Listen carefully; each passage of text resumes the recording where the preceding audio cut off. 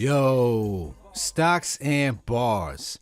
Today we're going to talk about the hip hop culture and finance, how the two emerge and what we see coming from it in the future. And I can't wait to talk about this one. And I have somebody from my Empower Empire. And we're going to chat about this, all right? Let's go. I got my clique ready to use the money they got from jobs, encouraging, teaching them that it's not so hard. I'm doing this, making investing pop. You law, it's X-tro. You tuning in to Stocks and Bars. Yo, Stocks and Bars, what's going on? It is episode number 12. Now let's get into this one here. Today, who I have with me. This is a guy who I met in, I want to say, the year 2000, maybe 2001. No, right around. I was in high school. Oh, okay. We met in 04. Oh, yeah. Okay, so I put a little bit more years on you than you were supposed to have. Yeah. You got me being 42 years old. So, it was the year 2004. I got introduced to this man when we used to work at WZIP.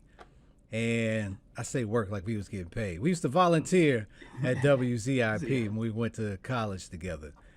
And we bumped into each other by complete accident because I don't even remember how you learned that I was rapping at that time. But he got in contact with me and he was talking about the rapping stuff, or one way or the other, either you found out I was rapping or I found out you had beats. But anyway, gave me a beat CD.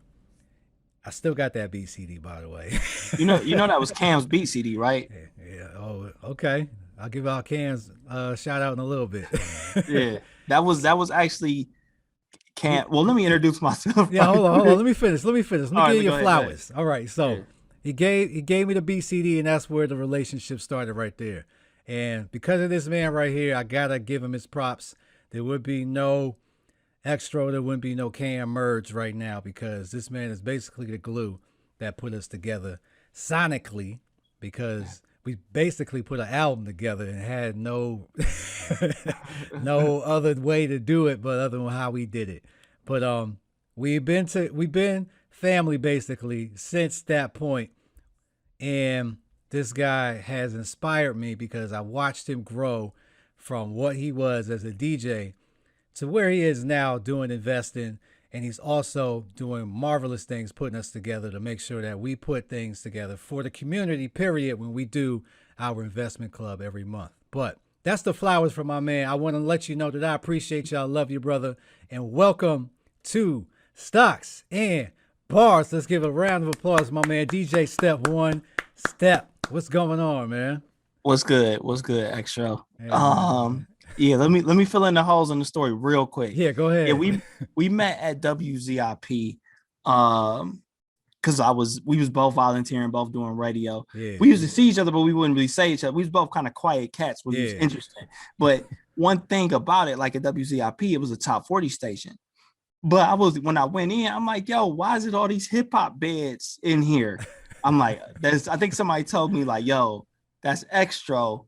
And I think it was a female by the name of Tia told me he rapped. Yeah. So I think that's how I end up. At the time, I was trying to manage Cam and Jay Murray, his partner. They was doing a production company called Soundtracks. So I was giving out beat CDs to everybody, and then you made it. And then what's interesting, you actually appeared on my first mixtape. Yeah, you did. Yeah, put the us list. On. Yep, and I got that back there too. Yeah, y'all was number one. I actually need that. I need a copy. Y'all was number one. Y'all was number one. Me and Cam had a debate because it was another cat. I'm like, yo, I'm out myself, but like Team Tuck should be number 2, and this dude should be number 1. And he's like, no, Team Tuck is better than this dude. Blah blah blah blah. So we end up putting y'all number 1, which I don't regret at all. We was the best. At it, man. Yeah. And here we are, fast forward now, being the best and investing, inspiring people, man. We done did a full circle, man. So that's why I appreciate my Empower Empire, man. You're part of the circle. So welcome to the show. So we're going to talk about our culture. We're going to talk about our culture and finance and how it hasn't prepared us or whatever. But we're going to basically talk about our culture and the shifts that it's going through and all of that. So let's go ahead and kick this one off. I actually had to get some questions written down for this one because I wanted to make sure I addressed as much as I could without going like, oh, I should have said that. All right. So we're going to advocate. Yeah. So let's start it off like this. All right.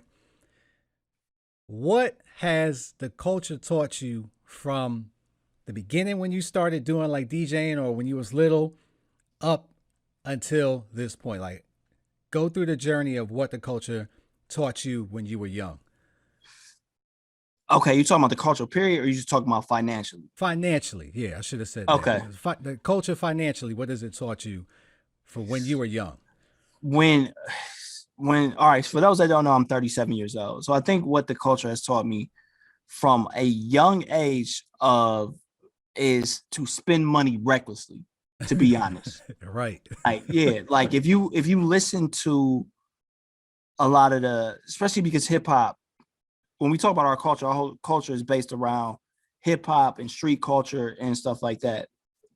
A lot of Black culture is just based around that, just to be honest. Right. So with hip hop, especially coming up, honestly, even now, like we just kind of recently got some like financially conscious lyrics, but for the most part, it was get this money, spend it as fast as possible. And I think the way that affected me is like, yo, when you become rich, you can spend as much money as you want on anything you want and not have to worry about any type of consequences. So even as I grew and as we got in college, I was thinking, and I'm glad you asked that question because this was something I was thinking about. When I was in college, I was doing okay as a DJ. Like I was making a decent living because I was DJing a lot of college parties and I was DJing up in like Cleveland, which we went to school in Akron, but Cleveland is a bigger city. And I was making a decent living, but I spent my money so fast and so recklessly. Like I wasn't popping bottles in the club like the rappers, but I think me and you definitely, if I'm correct, you like Air Maxes. Oh yeah, I'm an Air Max fiend. Yeah. Yeah. I'm a SB Dunk fiend. Okay. So at the time when I really started to make some money or make a living, I started buying SB Dunks every month. Like my shoe collection, and I'm not the type of person that would like not wear my shoes. Yeah. My shoe collection used to be stupid. Oh man. Same here. But it's not worth anything. Right. Like obviously now some shoes is worth something, but I didn't have like the rare MF Doom SB Dunks that's worth like $4,000 now. But yeah, my shoe collection isn't worth anything. All the shirts and the clothes and stuff I used to buy to try to be fresh is not worth anything. It was a waste of money. I think that the main thing, because the culture has taught us the same thing over the years, is like be consumers. Yeah. Don't be investors. I think the first rapper that I heard mention like stocks was probably Nas. Yeah. That's New York State of Mind. Yep. Yeah. Investments in stock. Yep. That's part of the loop that I got, when I did the intro. Yeah. And that was 91. 94. 94, whatever. I'm aging everything today. Man, we met in 1973. Like, whoa. I knew your grandmama. Yeah, that's the same with me, man. Yeah. I learned the same exact thing. Be flashy. Whatever you get, make sure you output it and you go get something to show off the wealth that you have. Exactly. And that's all I learned from it. Now, I will say, I'm going to age myself. I'm going to be 40 this year. So I grew up, the very first rapper that got me inspired to do rap is when I used to listen to, man, I forget the channel now, but, in Brooklyn, I used to listen to whatever it was. And Daddy Kane came on, and it was Ain't No Half Stepping. And I remember listening to this, and I was just like, yo, I remember that. Then I remember hearing Rakim. And these is the cats that I grew up on. So then LL was the guy that really got me to try to, get my bars together. So that's how my inspiration started. But those guys, they taught you about what they were experiencing. So I had that aspect of things too, because I saw exactly what these guys was talking about where I lived at. So I could totally understand it. But then, the eras of basically 93 and up is where like all the flashy started. So those guys taught me you get this money, you get these big rims, you get the jewelry, you get the flyest gear, the $200, $300 shirts and jeans and Chain. all of this stuff to just be extravagant. But like you said, man, ain't none of that stuff worth nothing right now. Maybe the gold might be worth something. Yeah, But who got that from back there, right? exactly. So yeah, man, the I culture think did not do us a favor on that. But to that note, I actually, actually let me go ahead, before you jump in. ask. My bad. Go I got ahead. a bad habit because I thought about something. I think also because to be real, like you're a really good rapper and I was a really good DJ, but it's interesting because especially coming up as young black males, I wonder if we thought, even though like I come from a good family, you kind of get what I'm saying. You Yeah, got a good background. I wonder if we thought this is still a way for us to make wealth because you rapped, even though like we both love hip hop, yeah, and I knew I wanted to be in hip hop, but it's like I wonder with me DJing was like, yo, is this my main? This is gonna be my main way to make wealth because this is how I see other black people making wealth. yeah. So for me, I always knew that music was going to be a vehicle. And when I started rapping, my whole intention on the whole thing with rap was to be able to get enough money to do something else. Because I always saw what really inspired me was, when we went to school and they taught us about TV, because I really wanted to do TV. Mhm, And they always told us about like when you get syndicated, you basically worldwide, and anytime your episode gets paid, you get royalties. So mhm. that's where I was like, oh snap, royalties! You get paid for 75 years. I'm like, yo, we could eat for life. All you got to do is just drop, a good TV series, and if as long as it lasts about 2 to 3 seasons, you might have a shot at getting syndication, and that's it. You don't got to do nothing no more. So Mhm. that was the whole inspiration, was for me to get some type of money to do something, and I figured the royalties I can get from the royalties I can get from rapping, I could get that money and just Mhm. continually invest it into something else. So it was always a vehicle for me because I knew I wasn't going to do that forever. Okay. Yeah, that that makes sense. That make a lot of sense. So let me think of this here. So we talked about that. Let me look at this one. All right, so fast forward to where we are right now. We talked about, hip hop, our love for all of that. So Mhm. we obviously learned about investing along our path at some point in time, whether it was from hip hop, friends, whatever other influences. Like what sparked you to get into investing? It's a couple stories, but mainly, honestly, I think the thing that made me really open up my account was you and Cam. Okay. Like that's point blank period. Because when you talk to Cam, for those that don't know the story, Cam had investments in stock. And Yeah. I think you start really like attacking the stock game. Like you actually stopped rapping and Yeah. start attacking the stock game, which was wild at that point because on the local scene, you and your brother was like up and coming rappers. Yeah. You get what I'm saying? So when he Yeah. told me he was like investing in stock, I'm like, okay, I kind of took notice. But I'm thinking like, in order to invest in stock, you got to have 14 million point $3. If you don't got that, you can't invest in stock. Right.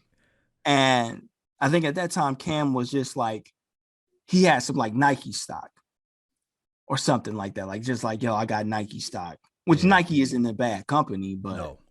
but by any stretch of the mean, I'm pretty sure if he would have kept that Nike stock, He'd it be would have balling been, right now. yeah, you still be saying nice. But him and you doing that got me to open up my Ameritrade account. And I think that was like 2000. I'm gonna say between 2011 or 2013 is when I first opened up my Ameritrade account. Okay. And I bought probably just all the worst stocks you could possibly buy.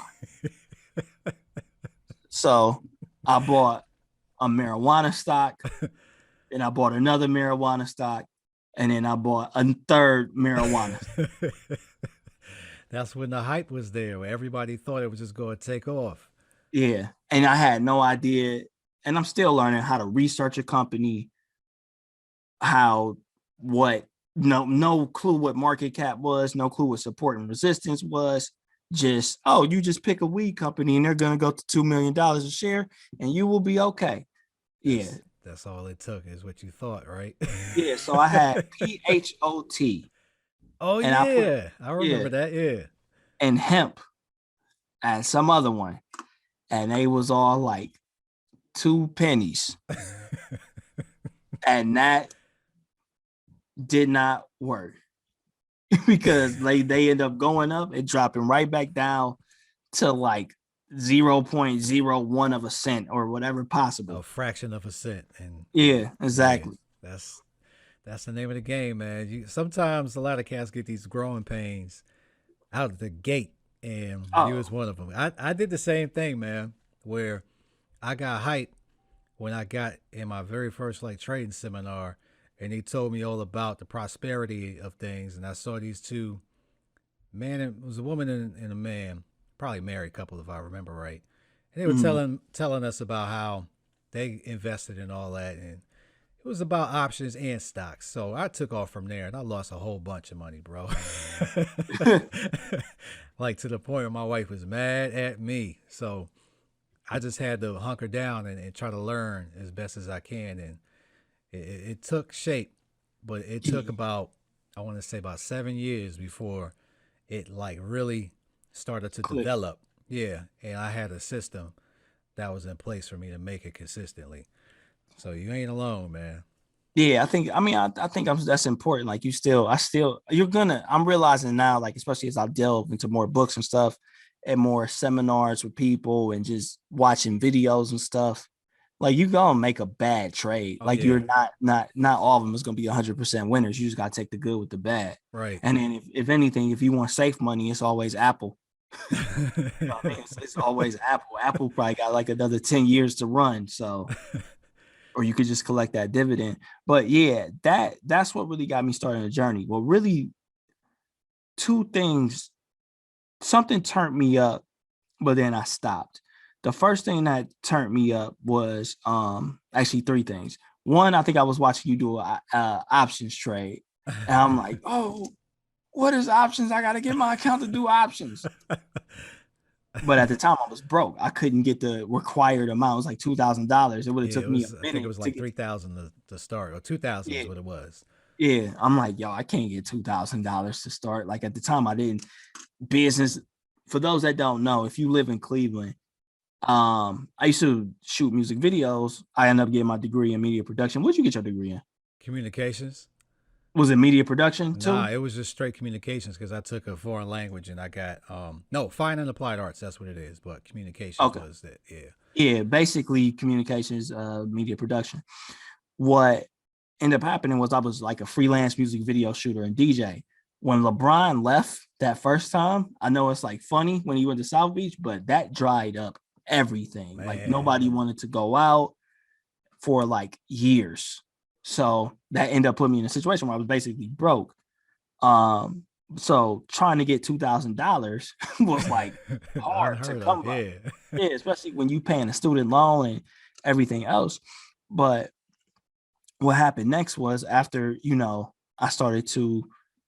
I got a job. I started to get money back. Yeah. I actually start investing in Square, Facebook, and Apple. This was in like 2016. And I was investing in Square when it was $10. Like $10, $12. And I sold it because I told this story on my Instagram. Like I wanted to get a car. I'm like, which is fine. I understand that I needed a transportation. Like I had a car at the time, but I wanted a better car. Yeah. Was it the Explorer you had? Yeah, I had the Explorer. Yeah. And I'm like, all right, let me go ahead and get rid of this Explorer and go to like a reliable Honda Accord, which I mean, I love my Honda Accord, but Man, do I wish I still had those Square shares. Yeah, we all live and learn, man. We all live and Yeah. learn. We catch those lumps. Matter of fact, speaking of live and learn, man, what was your worst trade that you've ever made? Oh, I'm still in it. Oh, you I'm so not. it's still active. Yeah, it's still active. My UVXY trade is the worst trade I've ever made. I've learned a valuable lesson. I really thought that was insurance for if the market goes bad. I didn't Yeah, realize that you're not supposed to hold it for more nah. than 10 days. Yeah, you're supposed to let that go. But you It, learn though. I learned the hard way. It's a very punishing lesson that is not stopping at all. Speaking of lessons, man, I actually have gone back and tried to live through some of the hip hop that I've listened to in the past. And some of these guys actually did talk more about investing, but we just didn't hear the message at Mm, the time. And I'm not going to say they had like straight 16 bars of investing, but within there, they had business mindsets to where they wanted to take money and put it into something to grow money. But that never resonated with us because we all, in that time, we all yeah, understood that when you get $100, you spend 110. Like yeah, that's what exactly. you're supposed to do when you get it. There's no Yeah, other way. So, but I don't yeah, really remember too many bars. Like you better save. You know what I mean? Like it, it ain't wasn't wasn't. nobody giving out Microsoft stock only Nope. $10, bro. Yeah, man. Like even the conscious rappers, they were talking about specific messages, but that wasn't One us, of them. man. Yeah, You it's. know what? Go ahead. To be honest, I don't think they knew either. And to Nah. be real, I don't know if they still know. Like you gotta think about it. Meek Mill just last year was like, bro, this stock game is crazy. Put money in Tesla. Yeah, he was. Yeah. Like I think that it's interesting because this is something that I just observed, and this is two reasons why like that liquidity investing club is so important. And I'm glad part of it. And the reason why I started is because I went to a this summer I went to a crypto thing from by Hill Harper. He wasn't there. Nigel Robertson. They was just trying to get the community to invest in crypto, and it was only like 40 people there. Mm, And it was like, damn, only 40 people, and like it was a prominent person in Cleveland there, yeah. and real prominent. And I'm talking to him, and I'm telling him like, yo, I'm telling him basically everything that she got up there and said. Yeah. And he looked at me and he was like, dang, you know everything that she was about to say. I'm like, yeah, I mean, I've been researching and learning this. But what's interesting is he wasn't in crypto, but he also wasn't in investments either. Mm. Like I asked him, like, yo, do you got any stocks? He's like, oh man, I opened up a Robinhood account, but I didn't really know what I was doing. You kind of get what I'm saying? Yeah. And Yeah. I think that that's important that people reach out to people that's like that in the community, but just other people, period.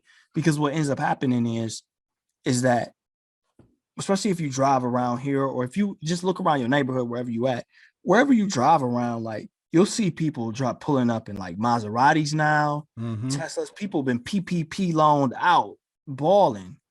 But I wonder how many of them people put that money in the market to actually grow, or was this your time to stun on the next man? You kind Yeah. of get what I'm saying? Yeah. Like I'm really learning. Like I would rather have wealth than lifestyle. Like I don't want a BMW Nah, I just need just a to have. dependable car. That's it. Yeah, like at the end of the day, like yeah, if I have meals in the bank, I can get a BMW. But I wouldn't Not a, probably still want one. yeah. But you know what I mean? Like those meals in the bank can grow to something different. And I think what's happening there, especially around here, I'm pretty sure other parts and pockets of the country, is people really just got to the point where they like, I finally get to floss, or I get to stunt Mm. people, and I'm about to take this money, I'm about to put my car on Instagram, or I'm about to buy this chain and put it on Instagram, I'm about to buy this new place and put it on Instagram, or whatever social media site that you use.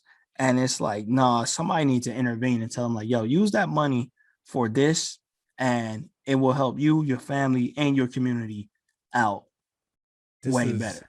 This is a good comment here, because this is kind of what I was going to allude to earlier about the whole thing with hip hop. What really hit me about hip hop and our culture, period, is that everything runs through us, right? When you think about everything that was popular in anywhere between 1990 to 2000, and the next decade from 2000 to 2010, and even now, Milk Crate Challenge. That, unfortunately, but as far as anything merchandise wise, jingles, whatever, if it was selling, we had our stamp on what that was. Our culture helped drive whatever that product was to get to its success. And then we were never a part of that regime ever. We just always made it happen. Yeah. And we're a part of it that way, but we never had equity in it. So now fast forward to, where we're at now, where people actually are starting to wake up, and you see celebrities saying, no, I don't want that. Give me equity in the company or whatever. You're seeing like the 50 cents take equity in vitamin water and stuff like that. And that's dope. But I don't think we hear that enough. Now, of course, the most recognized investor that you and I know is Nas. Yeah. And we've seen him do stuff like Ring and sell Coinbase. Coinbase. And Snoop was involved in that. And we're seeing these prominent guys that you and I used to listen to start to do these investments, and it's getting out there. So this is also going to lead to my next question to you. You're out there and you're cognizant of what's going on. Now, from what we experienced in our culture earlier, do you see the footprints of the culture shifting into another direction now? I'm not going to go as far as to say the footprints. I think, well, one, that's a good question. I don't think it's the footprints yet. I think that depends on who you listen to. So if you listen to a Nas has always been about like education and other stuff. Like, to listen to Nas and to get him, you have to kind of be like, you a different type of person. Like everybody will say, people will be like, yo, my top 5 Nas, but I'm like, yo, do y'all really be listening to Nas? You kind of get what I'm saying? Yeah. So when you get people like, even with Jay-Z's 444 album, like people at a certain age, like us, will listen to it and enjoy that album and understand what he's talking about. But certain people's like, yo, put on some Little Uzi Vert. You see Little Uzi Vert, he just put a diamond in his head. That's dope. You kind of get what I'm saying? Like, like the thing is, I respect and I listen to a lot of like golden era hip hop, like the 80s, like KRS-One, and respect the message and stuff, because I'm a hip hop head. But at the time when I was like 20 or something like that, if somebody told me like, yo, KRS-One is about to drop a new album, like, I want to hear KRS-One. I want to hear this. Jadakiss just dropped a new mixtape with Green Lantern. Yeah, let me hear that. Yeah, exactly. I want to hear gun bars. I get what I'm saying. I'm not trying to hear whatever KRS-One is trying to say. So I think what happens is, as long as people of our generation can start to show like, this is what happens when you build wealth, like, maybe not the flash, because this goes against the code. Like, look at my house. I bought this with Tesla money from the stock. You kind of get what I'm saying. But if you could kind of be like, hey, look, imagine if you would have took that down payment on a Maserati. Because I went into the store and this girl, her license plate was, not to out her, was Maserati 2. And I asked her what that means. And she said, that's our second Maserati. And I'm like, you just know, like, you don't have any money in the stock.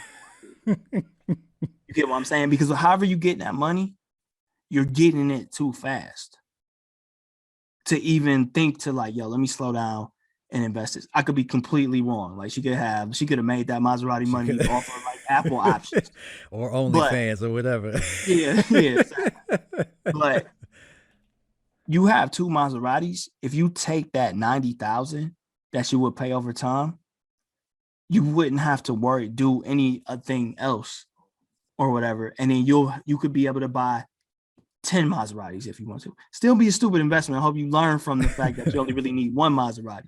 But if you take that money that y'all spending on this stuff and use it, you, like I said, you could better the community, you could better everything. Like the number one, my cat, the number one thing, the number one indicator of crime and everything anywhere in America is poverty. Right. Like, it's not too many rich people. Like, they're not starving. They got to go get something to eat, so they rob. Most of the people commit crimes because of poverty. So if that's the case, like, if you take that and you can help your family out because now you have the financial means, you reduce poverty, you reduce everything. So, right. But to bring it back to the question, because I kind of got off in a tangent, but yeah, the people like us are listening and taking note. It's just for up to us to set an example good enough to where other people, or at least one other person, wants to follow. Yeah, and that's exactly why I started this podcast, for that very reason, because I know I used to listen to hip hop and take the messages that they told me at that time. And I didn't do all the, the dirt to the extent of what they, talked about. You knew the consequences. Yeah. I mean, we had our heads in the game, but we also knew that it was entertainment. Yeah. There was a point where, that line got blurred and everyone, you ain't real and all that. But anyway, I took what I knew from that time and I'm applying it now because I want to make sure that the content that I put in whatever I write is going to be something that's going to stand the test of time. It's going to influence somebody. And I'm also coming across a demographic that a lot of people just kind of ignore. Like, there's a lot of 18 to 25-year-olds out there who may have some type of access because we live in a different world now. Like you had mentioned, Robin Hoods and all this stuff.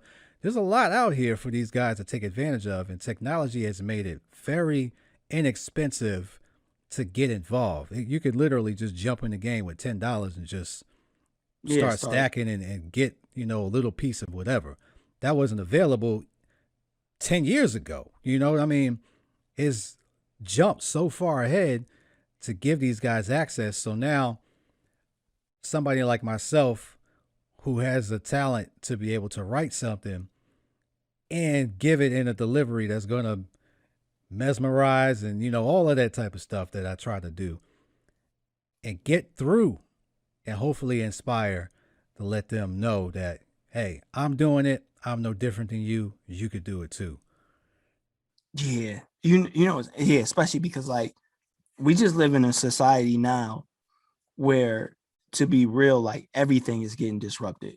Yeah. So like even when I talk about Ameritrade, like when I did that first trade, like I think it cost me like $10 to get in and out of the trade because it was a commission fee. Yeah. So now people is looking at some of these systems and it's like, yo, these systems actually can be broken. Yeah. You get what I'm saying? Yeah. So like everything from like the music, NFTs is going to change the music industry. I think so too. Yeah. Crypto, Ethereum, it's going to change everything from the way you do freelance work to the way you rent. You get what I'm saying? Like when we talk about Ethereum, like especially for anybody that did freelance work, it's going to be so easy to get your money.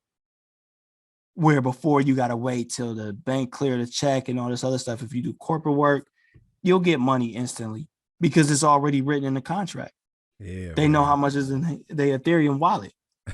So it's just like we're at the we're just almost at the point where society has changed so much because of technology and so rapidly, and the systems that's being broken down. It's gonna be interesting to see what happens in like 1950 because it's almost like, I don't know. You mean 2050? Yeah, 2050. Yeah. Like just we're at the point now, like back in the day, like when the car was invented and everybody was in awe. Yeah. Like, oh, it's a car. Yeah. You know what I mean? We're at the point now where we getting a new car, like a new car type invention every 3 to 4 or 5 years. You get what I'm saying? Rapidly, like, keep going. Yeah, like, yo, like we can be up, like I'm gonna be up here like, yo, X-tro, you ready to do the next Stockton bars? I'm gonna be in your house coming through a portal or something like that. Also, Dr. Strange is like, yeah, like here. have your hologram right next to you or something like that. But no, seriously, it's getting to the point where I think systems always get disrupted at one point in time. Obviously, in America, you talk about the dark history of slavery. That was a system that got disrupted because of, technically it got disrupted because of the cotton gin. You know what I mean? But, yeah, technology. Yep. Yeah, technology. But as we go forward, everything from trains disrupting, what was it, coal mining? Yeah. What was John Henry doing? Yeah, he was the railroad guy. He was making the rails. Yeah, like he was going faster and then he died. So like that was the I know it was a folk tale, but that was the tale to be like, yo, maybe we don't want to go so hard against this machine that we die. Like we'll just go half. You could take that machine because you see the machine ain't dead. Yeah. I'm saying I just say like you mentioned in Robinhood, that's very true because what ends up happening is people can now go grab this content when they find it, and then they might be inspired to do their next disruption phase. Right. Or even if they don't, they just be like, yo, instead of buying this $200, $300, $400 Apple Watch, I'm gonna buy an Apple stock. Yeah, I'm gonna get a share of that. Yeah, I'm gonna get a share of that. Yeah. And you know what? I'm gonna try to keep doing shares because the thing is this, like, nobody escapes life or period. Nobody escapes each decade with their life with like, yo, man, wish I could have did this in my 20s. Like we could have bought Amazon, and I guarantee you right now we'd be saying like we'd be talking on gold chairs and still be talking about, man, my 20s, I wish I would have insert what I wish I would have did here. Some lesson that you missed out on that you wish you would have done. You would have did. Yeah, like you might have been like, man, I wish I actually would have, instead of buying Amazon stock, I wish I would have tried to make it as a rapper. You gotta get what I'm saying? Yeah. Or I could have been like, yo, I wish I would have been trying to DJ instead of buying Amazon stock. And I'm sitting up here like, dang it. You gotta get what I'm saying? I'm tired of this gold toilet paper. I don't want to do this no more. Yeah. This is ridiculous. Yeah. Go get my jetpack. Trying to go back in time. All right, so let's go ahead and wrap that up, man. The culture has done us well over time. I think it dropped seeds on us that we just did not know of at that time. But here we are now, and we are reaping the benefits of that seed that was planted, and now that tree is starting to grow and we're in the shade. Hopefully the culture will continue to shift. We've seen, like the Earn Your Leisures, Wall Street Trapper, we've seen a lot of these guys come along, and they're starting to get a little bit of a following here, and the hip-hop community is embracing them, and I look forward to seeing how far that can continue to go, because I got a nephew who's 22, and I'm trying to hip him to things and let him know, you put this money away over here, you go do this, you do that, because like you said, I wish when I was 22, I was rapping at 22, and I was rapping about, the mindset of using that money in order to invest it, but I didn't do it until, a little bit later. But if I did, who knows where I'd be at right now. But regardless of that, I'm here, you're here, we're doing it, man. Stocks and Bars. I appreciate you coming on once more, man. We'll have to do it again. And that is it. That's Stocks and Bars, and we're going to go ahead and jump into the bars. Where I'm from, I should've probably died fast. I made it out, now I'm making my stance. I did it my way, the Sinatra, my craft. I slang and for the users, I made it my path. Hell look like me in the world of finance. Because of that, it made me feel like I can succeed and achieve my dreams of being a guy that can inspire the culture. I'm glad that I didn't believe that lie. And I rose up where I rise and my toes touch. I came from the bottom, the only way to go is up. Hard to stop a movement of money, come make it with us. Get by our rules and one of us never give up. We them new gangsters, pioneering personal profit, the new bangers. They were sleeping in, then they soon to wake up. So when you get them M's, you know who to thank us. Stocks and Bars, Marathon Money, winfreeze.com.